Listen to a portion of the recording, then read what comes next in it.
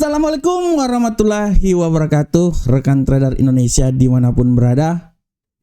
Jumpa lagi bersama saya Moritz di acara analisa mingguan kita pada kali ini, di mana analisa mingguan ini akan berlangsung dari tanggal 26 sampai dari tanggal 24 sampai tanggal 28 nanti. Oleh karena itu, seperti biasa, kami dari Amarket memberikan analisa buat rekan trader selama 1 minggu. Kita akan membahas bagaimana pergerakan pasar, memprediksikan pergerakan pasar yang terjadi selama 1 minggu ke depan. Selain itu juga, sekilas kita akan melihat apa saja yang telah terjadi selama 1 minggu ini yang telah berlalu. Karena setiap hari, setiap minggu mempunyai pergerakan yang memiliki hubungan pada setiap pergerakan tersebut. Oleh karena itu, tugas kami adalah memberikan informasi, memberikan analisa, memberikan masukan terhadap trading Bapak Ibu semuanya, supaya Bapak Ibu memiliki gambaran sebelum Bapak Ibu terjun dalam dunia trading nanti. Oke rekan trader, seperti biasa kita akan lihat apa saja yang terjadi pada pasar, dan kita akan bisa melihatnya itu pada minggu yang lalu. Kita bisa lihat di sini sudah sangat jelas bagaimana pergerakan yang terjadi pada pasar selama 1 minggu terakhir. Kita mulai dari indeks dolar Amerika. Di sini sudah sangat jelas rekan trader semuanya, kita bisa lihat bahwa indeks dolar Amerika ini bergerak sangat luar biasa secara garis besar. Indeks dolar Amerika ini dimulai pada minggu lalu, di mana terjadi pergerakan, dia turun hingga menuju ke 103.194. Tapi setelah itu mulai dari hari Rabu sampai hari Jumat, dia mencoba naik sampai posisi di seputaran 104.061. Ini adalah pergerakan yang sangat luar biasa rekan trader semuanya. Dan secara garis besar kalau kita lihat bahwa dolar Amerika ini dia sudah melakukan pemulihan terhadap penurunan tajam pada bulan Maret, dan dia mencoba kembali lagi naik setelah mencapai titik terendah di posisi 103 kemarin. Kita lihat juga indeks dolar Amerika dia melemah selama 5 bulan terakhir, dan secara garis besar kebijakan perdagangan Donald Trump ini menjadi sorotan utama terhadap pergerakan pada dolar Amerika selama 1 minggu terakhir ini. Sedangkan untuk rekan trader USD Yen Jepang, rekan trader bisa lihat bagaimana USD Yen Jepang memulai minggu kemarin, hari Senin kemarin, dengan pergerakan yang sangat luar biasa. Sempat naik di seputaran 1.09472, tapi menjelang penutupan pasar di hari Jumat kemarin, dia mengalami pelemahan dan dia kembali ke level 1.08018 ya. Kalau kita lihat rekan trader, pergerakan yang terjadi pada Euro USD ini secara garis besar sangat terpengaruh dengan bagaimana sikap dari The Fed dalam mempertahankan suku bunga acuan ya, yang tidak berubah. Di sini itu juga kita bisa lihat bahwa peningkatan belanja Jerman telah disetujui oleh Kongres dan memberikan dukungan ya terhadap euro.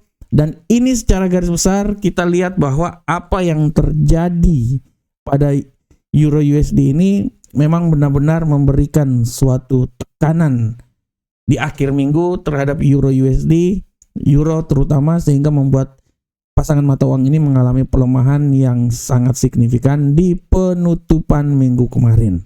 Sedangkan untuk pound sterling rekan trader, kita bisa lihat pound sterling dia sempat naik menyentuh level 1.30092, level paling tertinggi dalam beberapa bulan terakhir ya. Walaupun kemudian di hari Jumat dia mengalami pelemahan dan dia ditutup di seputaran 1.29127. Ini adalah pergerakan yang sempurna. Dan kalau kita lihat bahwa pound sterling USD ini kehilangan momentum dalam penutupan minggu lalu, dan ini merupakan imbas dari apa yang terjadi nanti rekan trader ya. Karena kalau kita lihat rekan trader, apa yang terjadi pada pound sterling ini secara garis besar kita lihat bahwa kenaikan yang terjadi pada awal-awal merupakan hasil dari inflasi yang terjadi pada Inggris. Secara garis besar keunggulan dari pound sterling di akhir pekan memudar Dan ini juga kita bisa lihat bagaimana pengaruh dari kebijakan tarif yang dilakukan oleh Donald Trump sehingga memberikan tekanan terhadap pound sterling. Sedangkan untuk emas, rekan trader, kita lihat emas mencapai rekor tertinggi dalam sejarah. Dia naik, rekan trader, sampai menembus level 3056 ya. Pada hari Kamis lalu, walaupun ditutup hari Jumat di posisi 3024. Dan kalau kita lihat, rekan trader, apa yang terjadi pada emas ini merupakan sikap dari pasar, di mana pasar sangat hati-hati terhadap keputusan yang ambil oleh The Fed tentang pelonggaran kebijakan suku bunga, sehingga menyebabkan emas ini bisa mencapai level yang paling tertinggi. Selain itu juga faktor dari geopolitik yang terjadi, perang di Israel sana, Israel daerah Palestina, ini juga membuat emas ini mencari level tertinggi. Selain itu juga bagaimana pertemuan antara Amerika dengan Kiev, ya, dengan Ukraina, ini menyebabkan bagaimana emas ini bisa sampai ke level yang paling tertinggi. Tapi secara garis besar, yang memainkan peran sangat besar adalah bagaimana emas bereaksi terhadap sikap Donald Trump terhadap perang tarif yang dilakukan oleh Donald Trump, rekan trader semuanya. Dan untuk USD yen Jepang, kita lihat, rekan trader, sempat mengalami penguatan sampai level paling tertinggi di seputaran 150.082, tapi akhirnya dia turun walaupun kemudian ditutup di seputaran 149.628. Secara garis besar kita bisa lihat, rekan trader, bahwa USD yen Jepang ini, dia terutama pada hari Jumat kemarin, dia menarik situasi buyer setelah rilis data inflasi nasional Jepang pada hari Jumat. Samping itu juga kita bisa lihat bahwa apa yang terjadi pada USD yen Jepang ini merupakan implementasi dari ekspektasi kebijakan dari The Fed dan Bank of Jepang, Bank Sentral Jepang, yang berbeda, ya, sehingga dia sedikit membatasi kenaikan pada pasangan mata uang ini. Nah, ini adalah secara garis besar apa yang terjadi pada pasar di minggu yang lalu. Nah, secara fundamental pun juga kita bisa lihat, Bapak Ibu semuanya, di kalender ekonomi, bagaimana pada minggu lalu data-data yang dikeluarkan mulai dari penjualan retail, ya, yang terjadi pada hari Senin, retail inti maupun retail pada bulan Februari, di mana dia bergerak di zona 0,3% dan 0,2%. Ya, selain itu juga ada data-data dari euro, keputusan inflasi dari Jepang pada hari Rabu, ya.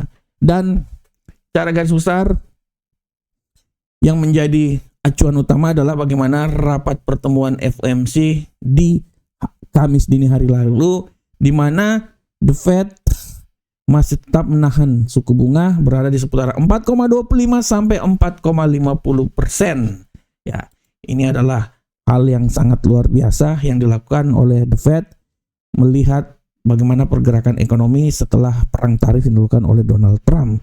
Dan hari Kamis pun juga, selain itu, rekan trader bisa lihat bahwa ada juga pengumuman inflasi dari Inggris, keputusan tingkat inflasi dari Inggris, dan klaim pengangguran awal seperti biasa setiap hari Kamis.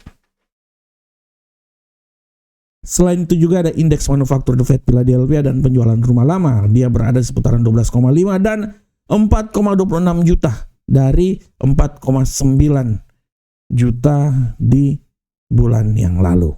Nah, ini adalah data-data yang terjadi pada minggu yang lalu. Selanjutnya kita akan lihat bagaimana saja data yang akan terjadi, kalender ekonomi yang akan terjadi pada minggu depan. Ini harap diperhatikan oleh rekan trader karena minggu depan ini banyak sekali data-data penting yang akan dikeluarkan. Nah, secara garis besar untuk minggu depan kita mulai dari hari Senin, ada indeks manajer pembelian, PMI manufaktur, ya, PMI jasa bergerak perkiraan 5,9 untuk PMI manufaktur dan 51,9 dan 51,2 untuk PMI jasa. Hari Selasa kita bisa lihat juga ada kepercayaan konsumen diperkirakan 94,2 dan penjualan rumah baru ya sebesar 682.000. Dari data sebelumnya 657. Apakah dia akan lebih besar dari 657 atau dia malahan lebih turun? Nah, kita akan lihat bersama-sama. Memasuki hari Rabu kita bisa lihat data inflasi dari Inggris, pernyataan musim semi juga dari Inggris. Harus diperhatikan hari Kamis PDB ya yang akan dikeluarkan oleh The Fed. Ini sangat mempengaruhi arah pergerakan pasar. Selain ada klaim pengangguran awal setiap hari Kamis, data tersebut akan dirilis. Sedangkan hari Jumat PDB dari Inggris ya bisa dilihat, dan indeks harga belanja PCE inti untuk bulan Februari dan indeks harga PCE inti akan dikeluarkan. Nah, ini harap diperhatikan oleh rekan trader semuanya. Nah, selanjutnya bagaimanakah secara teknikal? Nah, ini dia. Secara teknikal pergerakan yang terjadi pada minggu depan, kita mulai dari indeks dolar Amerika. Dalam pemahaman saya, indeks dolar Amerika untuk minggu depan masih memiliki peluang yang sangat kuat naik ke posisi yang lebih tinggi. Ya, menurut analisa saya dia akan bergerak sangat datar sebenarnya, tidak terlalu ini banget, tapi peluang kenaikan sangat besar terjadi, dan saya bisa bilang bahwa kemungkinan besar dia itu akan naik sampai level paling maksimum menurut saya di seputaran 104.827. Tapi hati-hati juga, pembalikan arah bisa membuat dia jatuh di posisi terendah di seputaran 103,210. Jadi pada prinsipnya datanya itu dari 104 sampai 103.210. Ya, ini dia. Ini adalah data prediksi kami tentang arah pergerakan yang bisa saja terjadi pada indeks dolar Amerika minggu depan. Saya ganti dulu gambarnya. Ya, oke. Nah, ini oke. Oke. Selanjutnya bagaimanakah untuk Euro USD? Euro USD di dalam pemahaman saya bisa bilang bahwa Euro USD ini sepertinya dalam minggu depan akan dicoba pelemahan yang terjadi, rekan trader. Analisa saya dia akan mencoba turun sampai level paling terendah di seputaran 1.0962, dan level paling tertinggi yang bisa terjadi adalah di seputaran 1.09386. Ini adalah arah pergerakan yang terjadi pada Euro USD pada minggu depan ya. Nah, ini dia. Oke. Selanjutnya untuk pound sterling rekan trader. Dari acuan saya, pound sterling ini saya melihat bahwa pound sterling ada memiliki tendensi bearish yang sangat kuat, dan saya bisa bilang bahwa kemungkinan besar dia bisa jatuh sampai di level 1.27692 dengan asumsi bahwa penguatan itu bisa terjadi di level tertinggi di seputaran 1.2990. Nah, ini.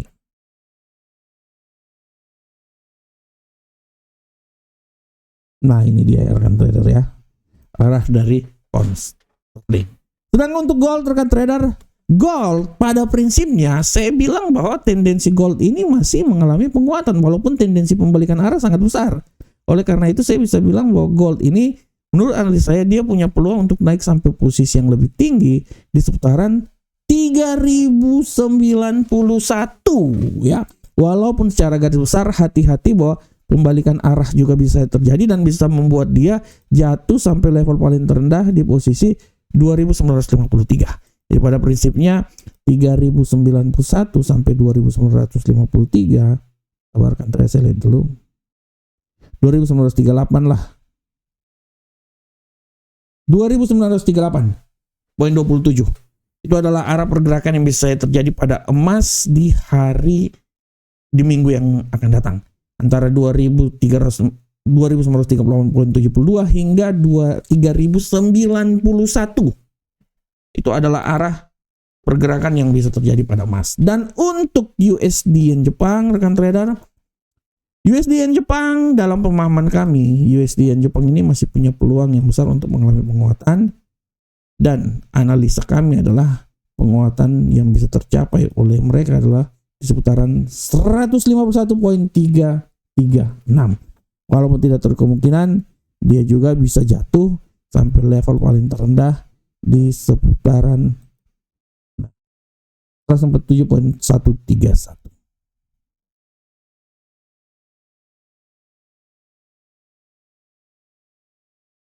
Tawarkan trader, kita lihat.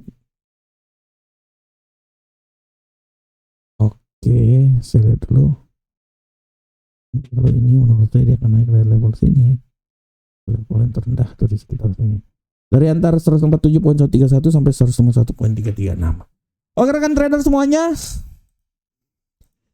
Rekan trader, demikianlah analisa mingguan yang kami coba bawakan untuk rekan trader. Kami berharap semoga analisa yang kami berikan ini bermanfaat untuk rekan trader semuanya. Setidaknya bisa menjadi sedikit acuan terhadap trading yang akan dilakukan oleh rekan trader semuanya. Akhir kata, assalamualaikum warahmatullahi wabarakatuh. Selamat memasuki minggu yang baru. Semoga minggu yang baru ini merupakan minggu kesuksesan buat kita semuanya.